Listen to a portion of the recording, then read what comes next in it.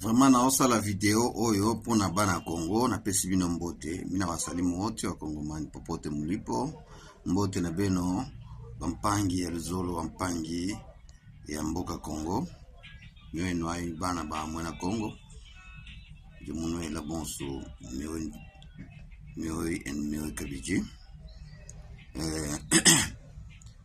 njimuso kwa kula balumwa. I want to talk about one point. Je vais parler juste pour un point. Juste un point. Quel est ce point-là? Je veux que nous puissions nous lever tous comme un peuple. Nous lever tous comme un peuple et puis briser cette machine de la Senko et SCC. Les détruire, les casser. Et brûler même les bureaux de Senko à Kinshasa. Dans toutes les provinces, briser, détruire ces bureaux et annihiler ça. En tant que peuple, nous mettons de côté le gouvernement, nous mettons de côté la présidence, mais nous, le peuple, nous disons que nous ne voulons pas de cette machine diabolique manipulée par les Rwandais et même les acteurs de Senko. Ce sont des ennemis du pays. Il ne faut pas se valer la foi. Ça, ce sont des ennemis du pays. Ambongo, Chole, Muteba. Et l'autre ici qui s'est fait, je ne sais pas comment, avec les zambis. Il a utilisé les zambis pour éclaircir la peau. C'est lui de SCC ici. Senga. Il parle trop de français, mais avec un soubassement d'un ennemi du Congo, avec un soubassement de voleurs, avec un soubassement de voleurs, des bandits de grands chemins, des ennemis du Congo. Ils sont venus au Congo pour travailler à l'intérêt des Français. Au même titre que les Rwandais travaillaient pour l'intérêt des Français et les anciens Américains qui étaient au pouvoir, et les Occidentaux en général. Leurs petits agents, ce sont des Ambongo, des Chole, des Muteba, des Senga, des Swapantes. Des Swapantes. Il faut qu'ils se sentent que non, le peuple n'est pas d'accord avec eux. Bamiyoka été ekoloto population en Congo bazo tambola elongo na bango te baza contre misala na bango ki diable. Tout ça la bango purge. Tout se lever de partout ko banana kine d'abord. Kokende ko buka bureau na bango.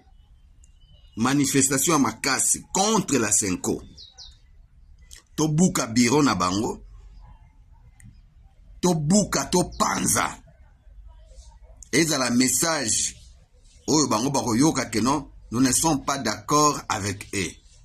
Baza ba leader na bisote, comme bango ba boaka Bible, bisope to boaka bango. Soki balingaki politique, batika Bible mupanzi, basa la partie politique na bango. Et comme à M24, parce que M23 si to bouki yango, si to panzi yango avec le président Tshisekedi. Sikoyo, biloko ya Chole, Ambongo, Muteba, na Senga oyo. Ba tika Bible mupanzi ndenge basi batiki yango, to buka. Ki ba association na bango Senko o SCC, to buka yango. Ekwe ya na se. Bango pe ba longwa. Je demande à tous les fidèles catholiques de se lever contre ces bandits de grands chemins, ces voleurs et ennemis du pays. Ennemis des peuples congolais. Tous les Congolais en général, les chrétiens sont catholiques, les chrétiens sont protestants, tous se lever comme un seul homme pour la défense de notre pays. Je vous donne l'histoire.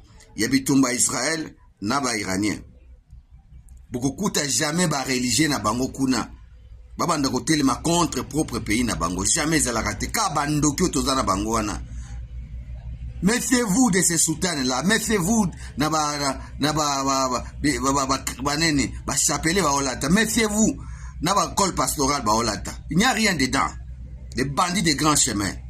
Des voleurs et sorciers. Totel et Matosa la marche. contre bango, marche na biso, toko s'appelle la violence na kati. Quelle est la violence que nous allons faire? Kokende ko buka ba bureau wana. Ya SCC to buka yango, ya Senko to buka yango.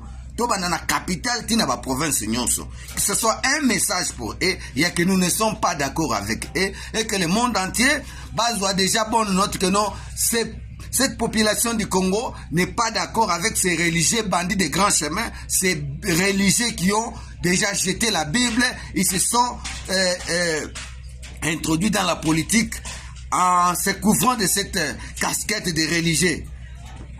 Soi-disant père spirituel, spirituel et wapi, de sopante, spirituel et wapi, spirituel et wapi ya mboka nini. Le Rwanda, un pays de voleurs, un petit pauvre pays de voleurs. Vous avez vu les prêtres de chez eux là s'opposer contre leur gouvernement. Vous êtes quel genre? Bosé à bissoter. Non, non, on ne peut même pas nous approprier de vous. Vous n'êtes pas les nôtres. C'est ça. Vous n'êtes pas les nôtres, c'est pourquoi vous ne faites pas marche ensemble avec nous. De sopantes.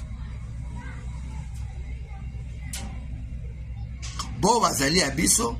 Bazananga mon abisso. Parce que jusqu'à jamais, bisso tozali ko vivre na temps oyo.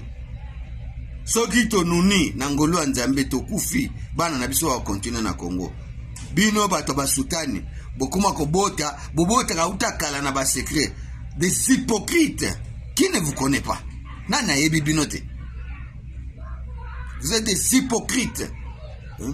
Bambongo bana na France, kili plus de 27 enfants. Bozo sakana, bozaba soipante. Nous ne voulons pas de vous. Notre sensibilisation maintenant, le rôle à Tostoko ici M23, Tobandi Bitumbana M24. M24, ba acteur nango wazaba nani, ba religieux ya basutani, nde M24. Ba religieux ya basutani nde ba M24 oyo.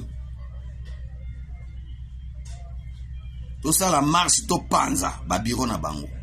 Que cette marche-là, elle a accompagné la violence.